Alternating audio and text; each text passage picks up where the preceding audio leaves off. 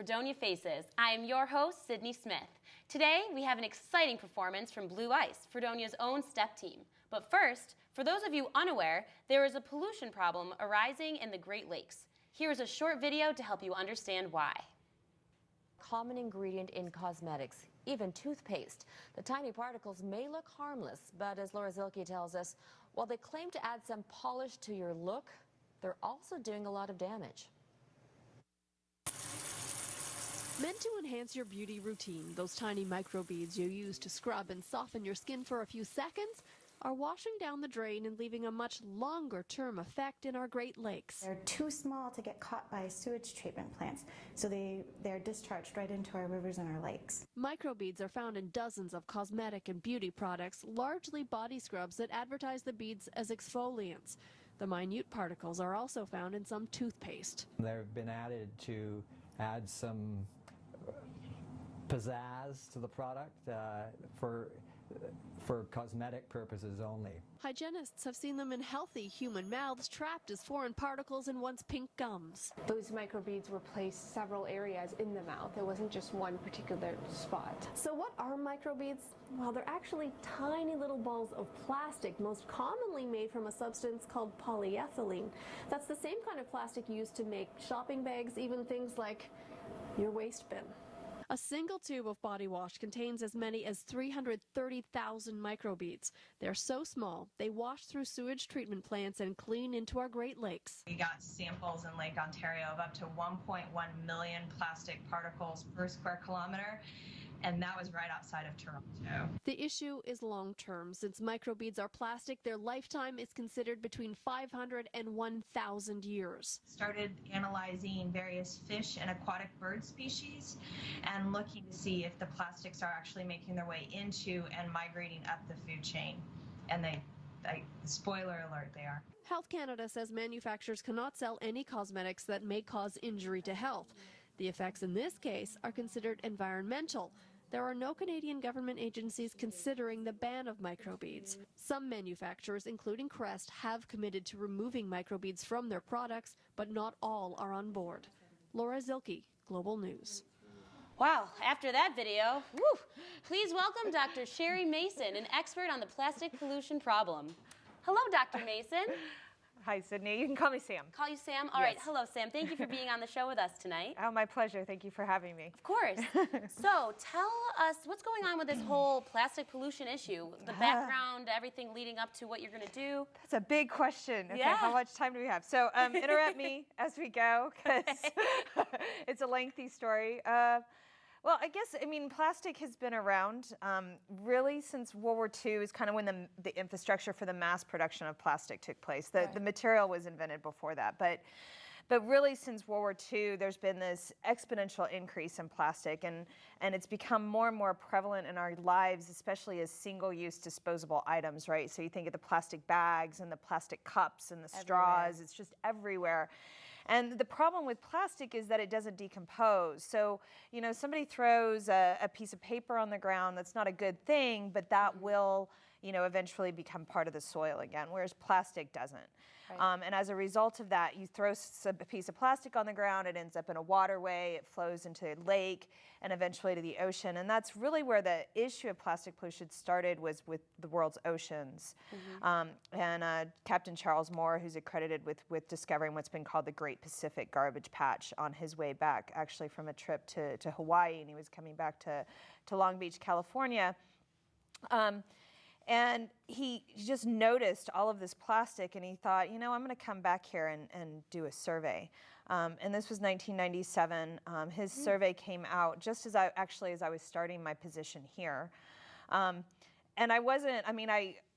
I've always been an environmentalist since I was a really little girl. Like I watched a Different Strokes episode when I was 11 years old, and it changed my life, which is That's awesome. That's awesome. It is. It really shows you the power of media in our lives, because, you know, I'm sure they weren't trying to, you know, educate the masses on the acid rain with that episode, or maybe they were, but you know, but it really changed my life, and it raised my awareness. You know, at a very young age, I became just really aware of the impact that humans can have on a global scale. You know, here were these like little organisms living on this, you know, blue marble hurling through space. And I think a lot of us tend to think that we don't matter individually, right? Can't, like, make a difference or something. Yeah.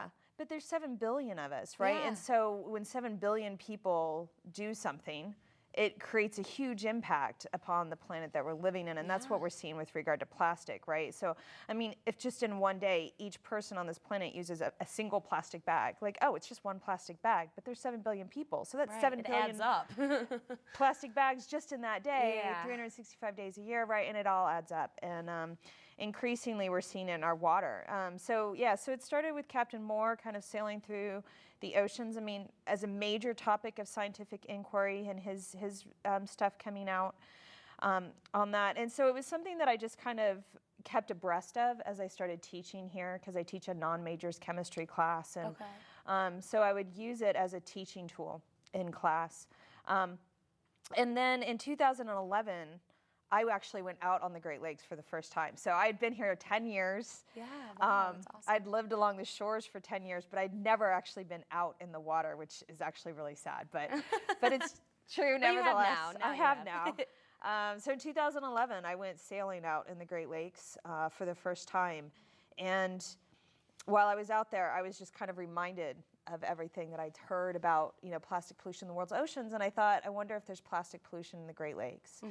And I came back to land, did a literature review, was really surprised that really nobody had looked in the open water of the Great Lakes at all. And they're largest freshwater ecosystem in the entire world. The entire world. And it's our backyard. And when we live here, yeah, exactly. Most people don't even really think about it. But you go out to California, and they want to build a canal from Lake Michigan all the way across the United States to bring water to California. I didn't know that. Yeah, because the Colorado River is drying up, and that's what we've used to grow food in California. Why is it drying up? Because of agriculture, because of climate change, and they're not getting as much rain, right? The drought conditions. And people don't think about this. I know. Really, I don't. I mean, I didn't even know. It's crazy. It's crazy. So so it's our backyard, and it's such an amazing resource. So we went out in 2012 and we did the first survey in the open waters of the Great Lakes, and found a surprising amount of plastic. Basically, as we follow the flow of water in the Great Lakes, we see the amount of plastic increase. So 2012, 2013, we did 2 different surveys looking at different lakes. So the first year we went from Superior to Huron to Erie, and then in 2013 we did Erie, Ontario, and Lake Michigan. And the water kind of flows from, I don't know how much people know, so we'll go through this really quick. Lake Superior, the water flows from Lake Superior into Lake Huron, but some of that will get diverted into Lake Michigan through the Straits of Mackinac. But because Lake Michigan and Lake Huron are at the same elevation, there's not a whole lot of cause for the water to flow back out of Lake Michigan. So water tends to stay in Lake Michigan for about 100 years before it flows back out into Lake Huron. And then again, you follow the flow of water from Lake Huron through the Detroit River, which goes past Detroit, into Lake Erie, and then that water flows over Niagara Falls. We know Niagara Falls. We know Niagara Falls, beautiful, to Lake Ontario, and then it flows out the St. Lawrence Seaway to the North Atlantic Ocean. So as we follow the flow of water, we basically see the counts increase. So Lake Superior, Lake Huron, we have about 7,000 pieces of plastic per square kilometer, which, there should be none. Yeah. I had a reporter ask me that once. Well, how much should we expect to see? Well, obviously, we don't want any at all, but realistically, there's going to be some, but it's not a natural material, right? So, but then you go to Lake Michigan and it's 17,000. And then you go to Lake Erie and it's 46,000. You go to Lake Ontario, what we've found, the average 230,000 plastic pieces per square kilometer. That's terrible. That's gross. Oh my God. 250,000 plastic pieces. That's sickening. Yeah. Like that really is sickening. And how is this affecting the wildlife? Like the wildlife in the water? So, I mean, we don't have a full answer for that yet. I mean, what we did was, so once we found the plastic in the water, I mean, science is very kind of stepwise, right? So we found it in the water. The next question is it getting into the fish? Yeah. And so then we did do a food web assessment that we're writing up right now, where we looked at 19 species of fish, I think, 25 species of fish. I think that's what it was. Around there. Somewhere, I should know my numbers better. But we looked at, 25 species of fish, and every single species of fish we found plastic in. And so, there's a lot of questions from that. One is, how is it getting into the fish? Are the fish choosing to eat it? Yeah. Or are plankton eating it? And then they eat the plankton. Yeah. And Okay. remember, plankton are the very beginning of the food chain. Yeah. They're these small, microorganisms that basically filter feed. So Okay. they're not choosing. They just, whatever's in the water, they ingest. Yeah. And these particles are small enough that they can ingest that plastic. And then if the fish are eating the plankton, then they could be getting it that way. Or the fish could be eating it directly. And then the next question is, well, what is the impact it's having on the fish? And neither of those questions do we really know right now, though we just got funded to do the plankton study. So Right, and that's going to be in 2018? well, we're starting it this May. Okay. We'll start the initial basically extracting plankton from the water, and we'll start the feeding studies. And it's a 2-year project. So it should start in 2016 and be finished by 2018 with publications and everything like that. So Now I have a question for you. So New York, did they pass an anti-plastic law? What's the deal with this whole law thing? I've heard something about that. There's so in our 2012 study, we found a lot of these little round particles of plastic, which we have evidence to support the fact that they're microbeads. And so a microbead is a small piece of plastic that have been incorporated into face washes, body washes, various types of cleaners, toothpaste. So this is going along with the video that we just watched. This is the video, right? Okay. So they had these little pieces of plastic, and the thing is that people just didn't know. Right. These things got incorporated. They're Yeah, no sold one's on thinking store about shelves. that. It's just everyday use. You see these little blue beads in your toothpaste, and maybe you even kind of think, oh, that's kind of cool. I mean, it looks neat. Yeah. Yeah. You think it's helping your teeth, right? I mean, that's What's supposed to really make it all minty. ironic in the toothpaste is that, like in the face wash, it does actually act as an abrasive, but the dentists are saying that even with the toothpaste, it's not even acting as an abrasive. There was absolutely no reason. So there's for it no to be. point for the Absolutely no microbeads? point.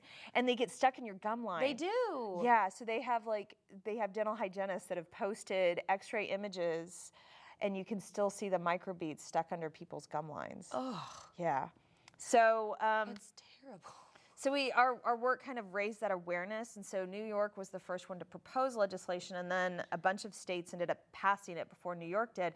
But then the national bill passed. So New York was pushing to get the New York state bill passed when it really quickly went through the U.S. House and Senate, and then in December of 2015, President Obama signed the Microbeads-Free Water Act into law in Hawaii while he was on Christmas vacation. Wow. They didn't invite me. I was. How I know. rude. I know. That's so rude. Why Right? wouldn't they invite you? I know. You've got your own video and everything. I mean, come on. What else would they ask for? I just, It's okay. It's their loss. I mean, I would have made the sacrifice to go to Hawaii and meet President Obama.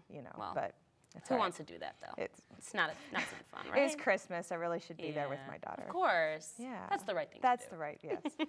Yes. Well, that's awesome, though. That's really great to hear.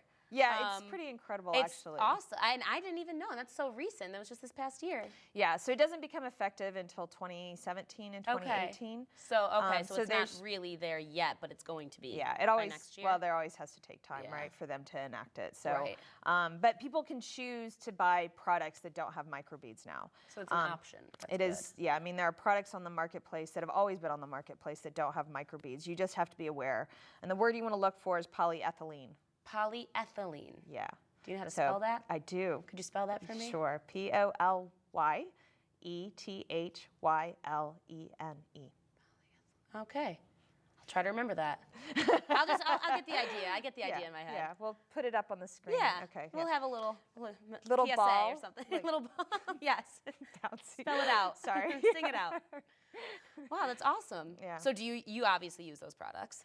The ones that don't have polyethylene? Yes. Yes. Yeah, the ones without the good ones. The good ones. Kind of funny, in high school, my girlfriend's dad actually sold these kind of products, and so he got me hooked on St. Ives, and I'm very fortunate that St. Ives apricot wash has never used microbeads. So Well, that's good. Whew. Yeah. That's what you've been using, so that's good. yeah. Well, we have about 2 minutes left. Okay. Is there anything else that you want to wrap up with? Is there anything you're doing now, maybe? I mean, you already talked about a lot of the studies going on. Is there anything in particular maybe coming up even next year, like in the fall, or?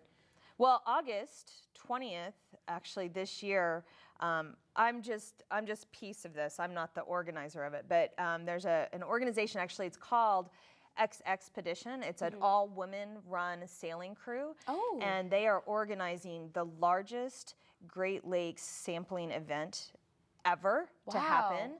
And so each of the Great Lakes, there's 5 Great Lakes, each of the Great Lakes has a lake lead, so I'm the Lake Erie Lake lead. That's awesome. Wow. So you're on the team. Yeah. That's great. And so we're going to be going out and surveying all 5 of the Great Lakes all on the same day, cruise, and we're trying to get people involved, so you can get kayakers, you can do beach surveys. Like, it's a massive citizen science campaign too. Yeah, so this is open to anyone? Anybody. Okay. Yeah, so look that up. I don't know, I think they do have a live website, but it, of course, as we get closer, more and more information. More stuff will be out. I'll be on the there. look for that. I mean, I'm from Rochester, but I mean, hey, I'd love to come. It's only 2 hours away. Well, that's awesome. Yeah. Well, okay, so we're about done. But you've given me so much information. Anything else you want to wrap up with? Yeah, I just want to tell people that, like, you can be the change you wish to see in the world. I think this is really important because, going back to the fact that there's 7 billion of us on the planet, that the actions that we each take every day have a huge impact on what's in the water. So you change your face wash, you don't use a plastic bag, you take your reusable mug with you. Every little thing counts. Every little thing. Thank you. So, thank you so much for being here with us tonight. Thank you for having me. Thank you. Well, thank you to Dr. Mason for letting us into the world of plastic pollution.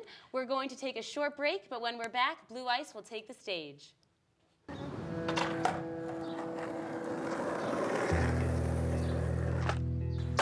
Well, I first started skating with my friend. He had an extra board, and then he just gave it to me, and I've been skating ever since. Well, when I don't land a trick and I have my mind set on something, and I'm not getting what I want, I just keep going for it until I get it right.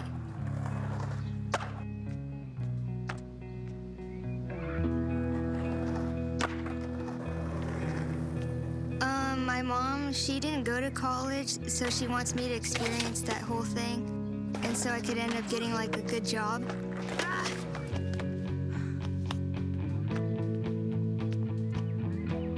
I think to get into college, I'll have to be determined. Just like when I want to get a new trick, and skating's helped me realize I've got what it takes. My name is Ashley Amos, and I'm joined by the Blue Ice Step Team. Welcome, girls. Now, over here, we have Miss President, Dana. So now, Dana, give us a little bit of background onto Blue Ice.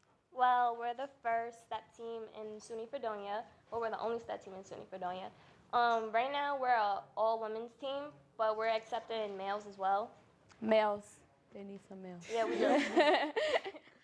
And so I'm a sophomore. This is my first year as team captain. So far, so good. I'm a double major in sports management and criminal justice. But as far as the step team, we do participate in a lot more than we have previous years. We go to the Boys and Girls Club a lot, and we teach the kids steps. And also we do like we're doing Relay for Life, and we do a lot of other things. Okay, thank you, Dana. Now, Shair, what is your position on Blue Ice? I am co-captain, vice president, whatever you want to call it. This is also my first year as co-captain, because Dana picked me. And Clearly, you're her favorite. Yeah, it's pretty cool. Like, we do a lot. Compared to the first semester that I joined, it's really, really different. Like, the team is really, really big, but we did lose all our males, so we are accepting males, like she said. And I'm a psych major and an English minor, so that's cool to know. And that's it. Nice. Now, who's in charge of, like, choreography? Me and Dana do some, and Miriam and Marlene. Now, how long does it take to get everyone to, like, learn everything down packed? It depends on the step. Like, I don't know. Some stuff is difficult and then some isn't. So it depends. Thank you. Who else has another position on? You have a position, don't you? No. Okay. Miriam, what is your position on Blue Ice? I'm the treasurer. Basically, I just deal with the money. Okay. Thank you. I appreciate that. Now, has anyone been on here longer than Dana? Or is it just? They came on the same time. Yeah. Okay. Now, I know you girls have nicknames. Now, does anyone want to say their nickname? I know Dana got a few nicknames. I wear a lot of. Go ahead. Mine is. Oh, sorry. African Queen. Okay. A Queen. It couldn't fit. It stands for African Queen. Now, I know you guys perform a lot. As you stated, you guys are performing at Relay for Life. Is there any other events that you guys are performing for? We were supposed to perform at the fashion show, but like a lot of things happened. We have a lot of performances coming up, including like Relay for Life. They want us to give like a 20-minute performance, so we had to like split the team in half. And basically we have to deal with the new people that came on this semester, so it's gonna take a lot longer, so we wasn't prepared for that. Now, speaking of newbies, how is the audition process? Because I know you two probably run that the most. How is that? Jesus. Well, basically for our team, we don't cut anybody at all. So we'll work with you no matter how difficult, hard, if you can't stomp and clap at the same time. So it's not like an audition, a cutting basis. It's like no, you guys it's work just together. we need to distinguish who needs more help than the other, like that. So now, how long is it's not a long process. It was like a week or so. But like everything goes by, so it goes by smoothly. Like some of the new people, they actually caught on. Some others, like I ain't gonna give out names, but it's okay. They just need like extra like one-on-one help, basically. But we don't give up on them. Now, newcomers, how is it being a part of the team? Anybody want to answer that? Oh, you could ask the freshmen. How is it being on the team? Here, guys. Wait, this is like. It's great being on the team. Like I've met so many great people that I'm friends with now, and it's just like a great escape after all those classes and stuff. So it's really fun. Like I like it. Now, has anyone been stepping prior to step team? Any of you? How is it stepping in high school compared to stepping in college? Oh, I didn't step. I drilled. Oh, okay. And it's the same thing to me. The same stomping. Yeah. So it's different. Here it's more fun because there it's like at home. I live in Buffalo. We do the Drillorama, and it's so competitive. It's just so much. It's a lot. And here it's just kind of like chill and more fun. And I guess because you're older and you're dealing with older people, like there they have like the baby drillers and a bunch of different people of all ages. So yeah. Now, speaking of competitive competitions, do you guys compete in any? Well, I remember when I was a freshman and we had our old captain. She was supposed to take us to a competition, but it didn't work out. I don't know what happened, but we haven't really heard of any competitions or anything like that. But if like we get like more boys on the team and like we really get it like on a team. Hint, they need boys. Yeah, we need boys. Anybody, please come. I can help you. All right. Now, since we have about a minute and a half left, can you show me like one of the audition steps? Just one. Oh, okay. Okay, Sure. I'll take it. Sure. Okay. Just do audition steps. Oh, you want to split it up? Anyone could. We could do it together if you guys want. Everybody Alright, part. back line. We cha-cha 3 times. Or we could just be part 2. Yeah, Y'all the be back line everybody is part part 1. No pressure. Who's back line? Yes, I Oh, you can. Oh, 3. 5, 6, 7, 8.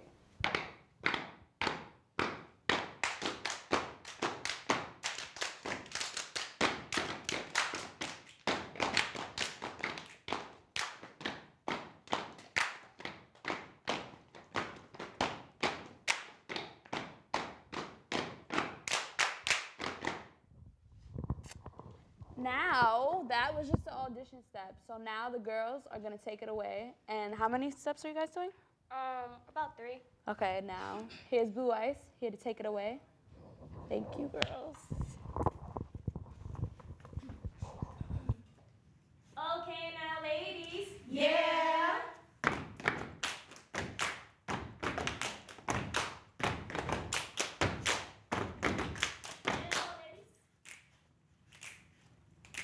Turn it up. We are.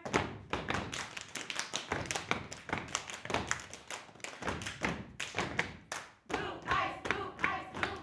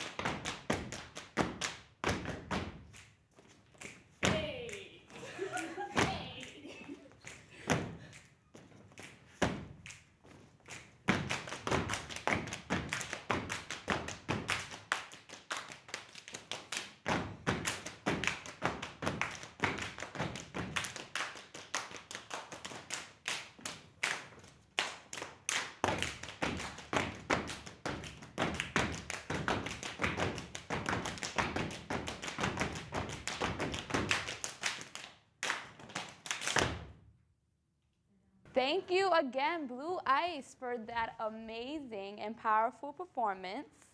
And thank you to Dr. Sherry Mason for sharing her knowledge. Have a good night, everyone, and we'll see you next week. Thank you all for coming.